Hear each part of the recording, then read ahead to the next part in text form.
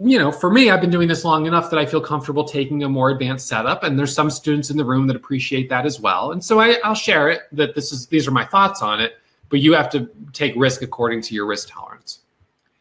So now this is what I was talking about before of that higher risk strategy of adding through the high of day break. And so here we have the stock consolidating, and as it breaks through high of day, it rips.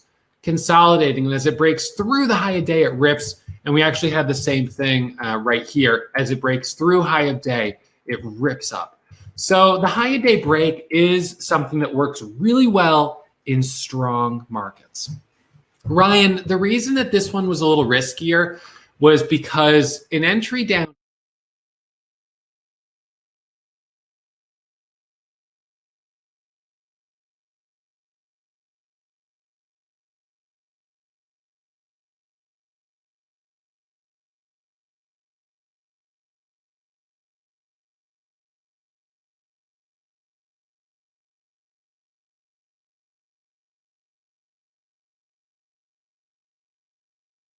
you're just getting it up here, and if it failed, your stop is farther away.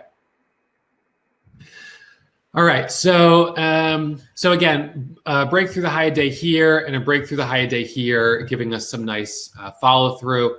And then again, we've got a flat top, then the first candle breakout. So in this case, we had a really nice flat top right here on mRNA. This is a stock that was working on coronavirus stuff. It's biomedical. So this was the breakout, and it then pulls back. So oftentimes, if I miss the first breakout, I'll just wait for the pullback. And Joe asked the question, does Ross ever add to a position as it goes against him?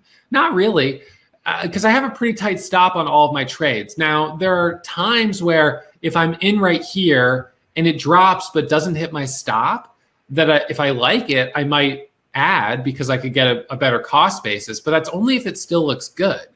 If it breaks my stop, I don't add, I sell. I get out, I cut my losses. So Jessica says, Ross, I keep exiting the trade too early. What can I do to build confidence? So I have that same problem, and I've always been that way. And so what I did was I discovered that I could set up a hotkey to sell half of my position. So instead of selling the whole thing, I would sell just half. And then there's another hotkey that I can use to set a stop at break even. So I sell half, set my stop at break even on the rest, and try to let it work a little bit. And then if it goes up some more, I can sell half again and set my stop to break even on what I'm still holding. So that helped me, and that may be helpful for you. So this is what we call the micro pullback. This was a pretty impressive one, INO. This was a trade that we took right here. It popped up. It did a micro pullback at $6. So just for a moment, and then it went the next leg. And this is okay. This is a setup. It's a micro pullback. It has a little more risk than some of the really well-defined pullbacks like right here or right here. Well, that's a micro one also, but maybe then here, here, here. But when a stock is really strong, sometimes they just don't wait. And so you have to be willing to jump on a micro pullback. Lydia asks, buying market versus limit. So basically anyone that is a full-time, professional day trader is going to use limit orders. And those are the type that I use right here. We just don't use market orders. There's just too much risk in a market order. A lot of brokers won't let you cancel it.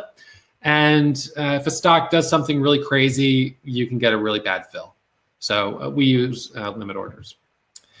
All right, so during the first month, these were my metrics. They weren't picture perfect, if I'm going to be honest. It was $44,000 of profit, but my average losers were a little bigger. I had a couple big losses trading some very volatile markets. My accuracy was a little bit lower. And, of course, all the money I made, the $44,000, was pretty much thanks to COVID-19.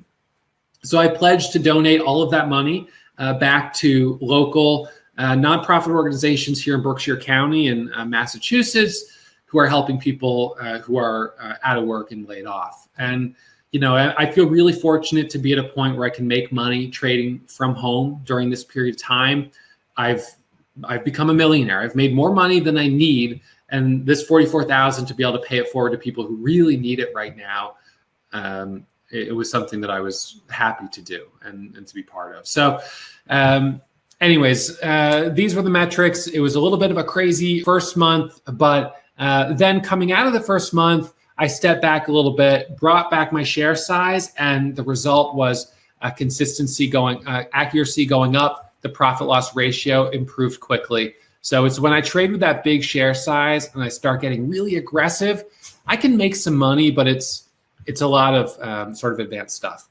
So this is what I want to do. I want to give you guys the invitation right now to join me in the Warrior Trading family, to become a member of the community. I'm going to give you a special discount, and I'm going to walk you through the program that we've put together. And then we're going to get into chapter 6, which is an encore of why you should never go for Hail Mary home run trades. And I'm going to show you my metrics, and I'm going to show you, I think it's about, let's see, well, you're going to see hundreds of